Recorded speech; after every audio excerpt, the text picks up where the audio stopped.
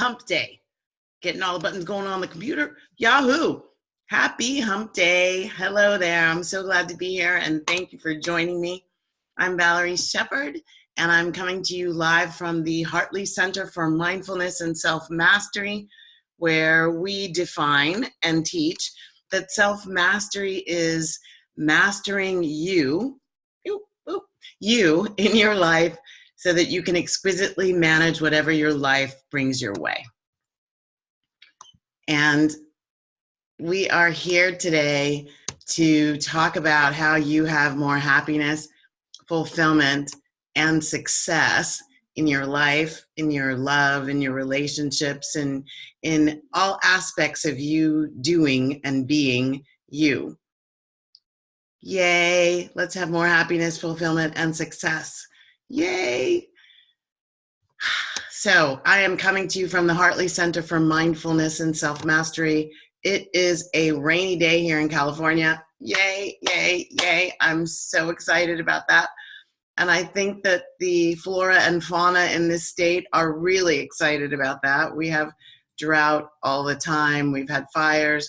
Rain can really help us with that. So rain is a welcome experience where I'm sitting. I like rain anyway, just because I like to hear the pitter patter on my porch or on my roof. And I have been known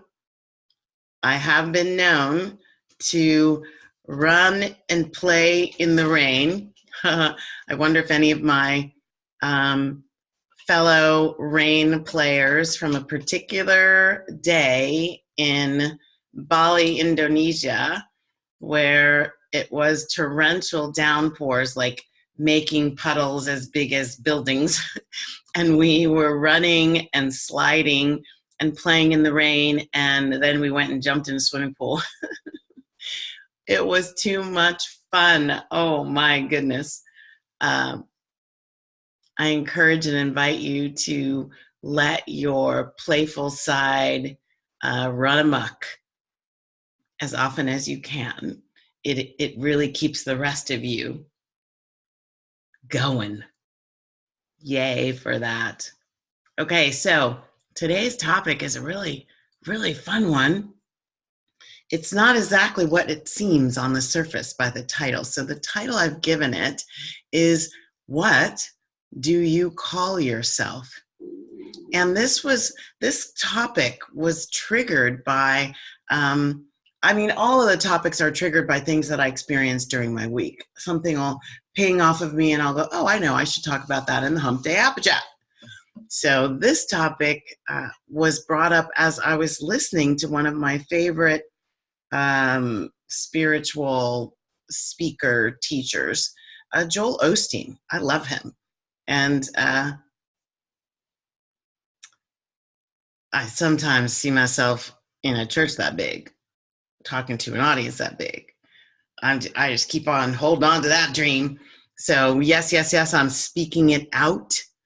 I see myself on a stage that big. And yes, people are just communing with each other and communing with the divine and hearing my words. And wow, ooh, awesome, yummy, delicious.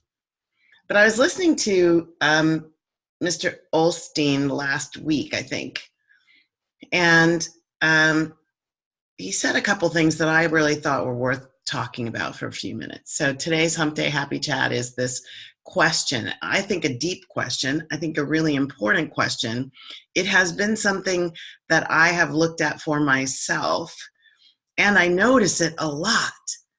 What is it that we call ourselves? I talk to my students about it. This idea of, when does what someone else say about me become what I'm saying to myself about me? And we don't think about it as a bad thing, because if they're saying I'm beautiful, why wouldn't I want to take that in? And the question is, can you really separate when they're saying something you really want to hear and you think is absolutely awesome, from when they're saying something that you don't particularly like and you don't want to live into, right?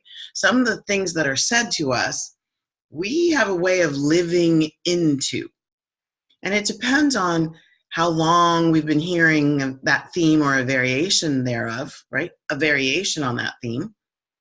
How long we've been buying in. How long have we seen the outward reflection of that inner, what would I call it, anchoring? That I'm anchored on the inner plane in this place, and it's showing up. Why would it do that? Oh, that's a little thing called the law of reflection. As within, so without, as above, so below. It can't be any other way, according to universal spiritual laws of the universe. Those laws are operating 24/7, 365, just like the physical laws of the universe. You can't have gravity and thermodynamics and not also have the spiritual laws of karma, of gratitude, of reflection, of attraction, of all the different laws. They all operate, whether we know it or not, understand it or not, like it or not. So the whole idea is to work in harmony with these laws. So that's where so above, as above, so below comes from. That's why you could be anchoring in on something on the inside and all of a sudden it manifests on the outside. I ask my students this every quarter in the first class, to go off and look for evidence in their lives, even when they didn't know universal spiritual laws even existed, let alone that they were governing their experience. If they can see them operating in their own lives. And it never fails. They come back to me and they're shocked at the things they are, oh, so that's what was going on? Oh my goodness. So how does this relate back to today's topic? What do you call yourself? So the thing is really not about your given name. It's not about your surname. It's not about your nickname. It's about these other things that you might be called. So I've run down a list. Were you called lazy? Have you bought in? Were you called shy? Introvert, extrovert, difficult, selfish, sweet. Ooh, that's a nice one. Maybe. Foolhardy. Ooh, bossy. That was me. Valerie is kind of bossy. Interesting that a different shade of bossy becomes a leader, a captain, a general. Bossy, controlling, ignorant, or one that my mom would say, not necessarily of us, but I would hear it. I'm talking about my mom's generation. They didn't say ignorant. It was more like ignoramus. Wow. Superstar. Woo, movie. Superstar. Superstar. Kind, fun, funny, clown, most likely to fail, most likely to succeed, whatever the name. You go through your history book, your yearbook. Go through your tapes. What's the tape playing in your head, in your heart? Go through your tapes.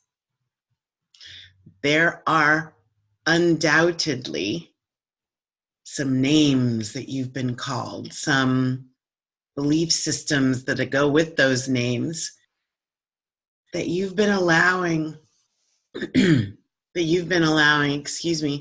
to bubble up inside you, maybe even to kind of grab hold and, I won't say control, but they certainly run you a little bit.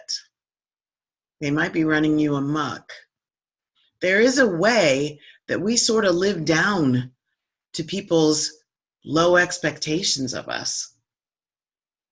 There are numerous studies about that, especially when looking at young children, underprivileged children, children who've been abused, that we can live down to what people say about us and what's happening. We live to the lowest common denominator. So you get the picture. You want to know, wow, What do I call myself? Do I call myself triumphant? Do I call myself, one of my favorite words, exquisite? Do I call myself magnificent essence? Good morning. Thank you for joining. Do I call myself faithful, believer?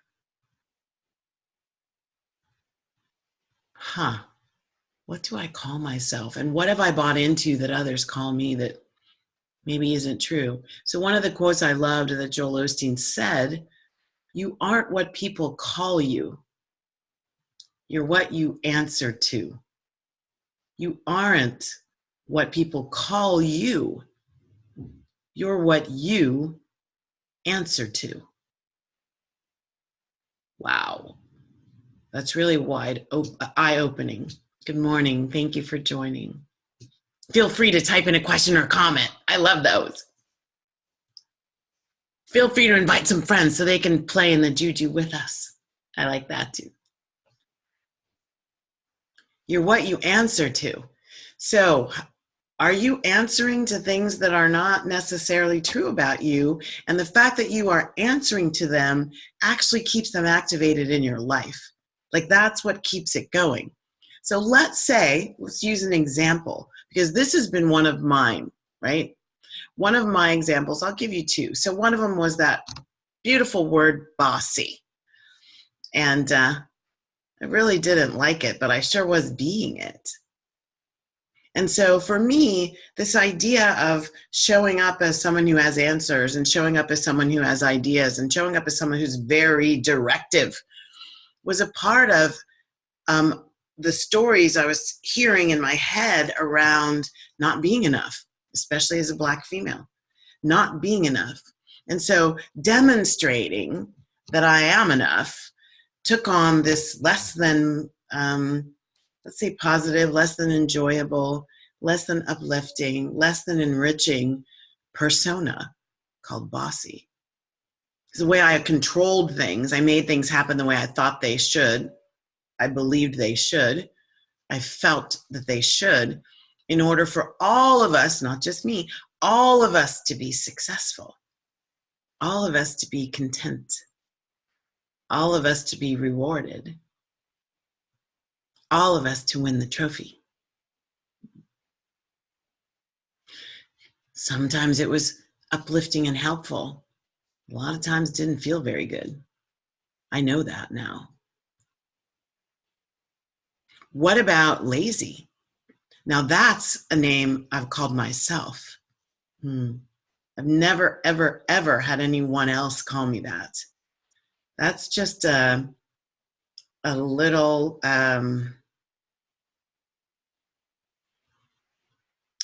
well, I think the intention is corrective, but it feels kind of mean that I'm lazy. And that's related to the fact that I don't always get everything done. I mean, I could say there's a lot I don't get done. And part of that's because I'm really accomplished at putting way too much on my plate, having way too many plates spinning, being moving in way too many directions.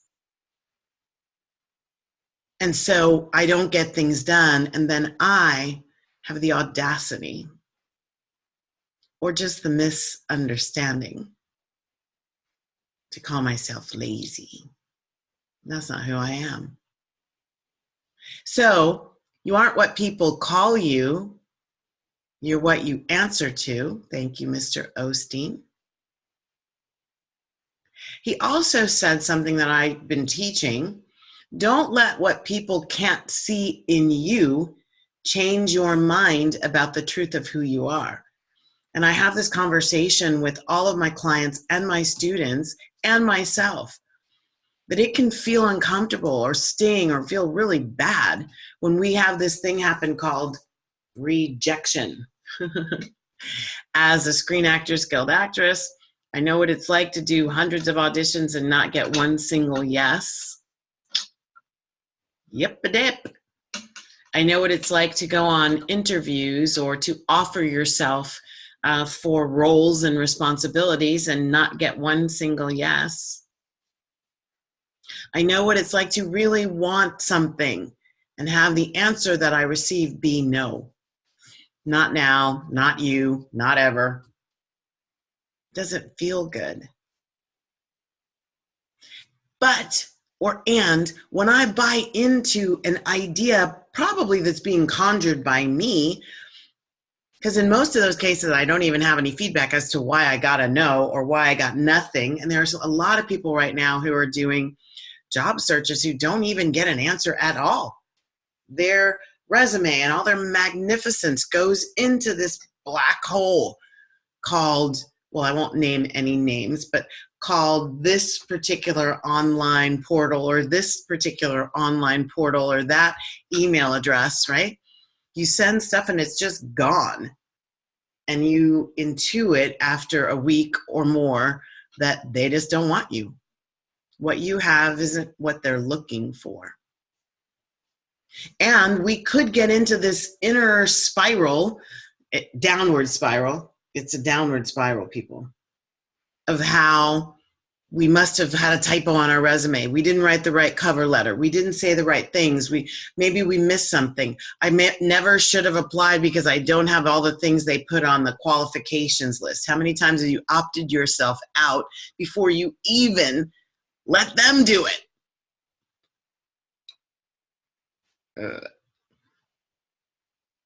So don't let people who can't see you, can't see the magnificence in you, as you, from you, change your mind about the truth of who you are.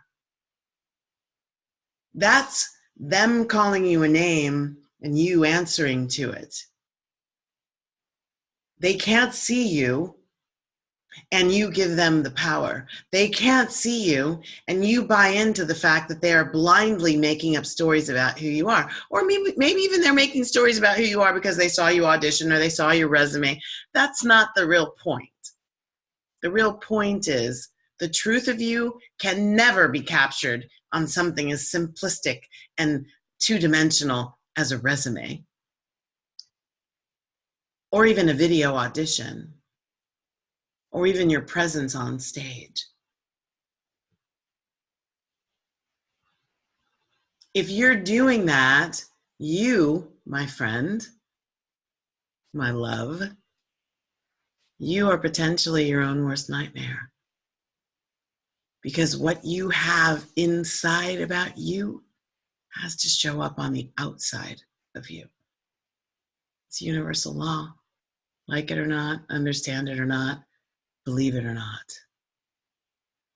We have to work in harmony with the laws. And so our responsibility inside the personal responsibility of running our lives, the place where our happiness erupts in this idea of what do you call yourself, is to anchor in the depth, the truth of you at the deepest level. A spiritual teacher I know would call this your deepest intent. The deepest intent of you is that you are a magnificent being, that you are created as image and likeness of the one true principle of love that permeates everything in the universe, that you are magnificent, and that you need to reanoint yourself and throw out names that you don't want to live into and cultivate belief and alignment in names that you do want to live into. I am blessed. I love living into that. And then calling out the blessings as they show up. Ugh. And then even intending the blessings that I don't know are on their way, but calling myself into receiving those as well, to aligning with those, even if I don't know what they are. You are prosperous. I am prosperous. I used to make a song up about this. I am prosperous. I am prosperous. I am prosperous. I am prosperous. I am prosperous. I am prosperous. Like I would just go around. No, you can create jingles that support what you want to unfold in your life. You don't have to just buy into the jingle that an ad person created for a product or a service on television. I am enough. I'm clear. I am focused. I'm one of a beautiful kind and completely connected to the oneness. I have answers. I make great contributions. I am healed. I'm healthy. I'm strong. There's so many names that you can call yourself. I would encourage you to see if you can write 100 down that you really, truly want to live into. I am a yes to all that uplifts and serves me. I am a contribution to my life and to the lives of others. I am a knower. I am a seer. I am a believer. I am faith. I am trust. I am magnificent. Like, can you call yourself names that will completely enrich your life in ways that you will love everything that shows up? And then you can teach the people who are calling you names, the names you want to be called. You are not the names your life has put on you unless you've bought in. Unless you've bought into being poor. Unless you've bought into being stupid. Unless you've bought into being less than. Life can put, life can put names on you all the time. Just an experience. It doesn't have to be real. It doesn't have to be true. It doesn't have to be enduring. You give it that.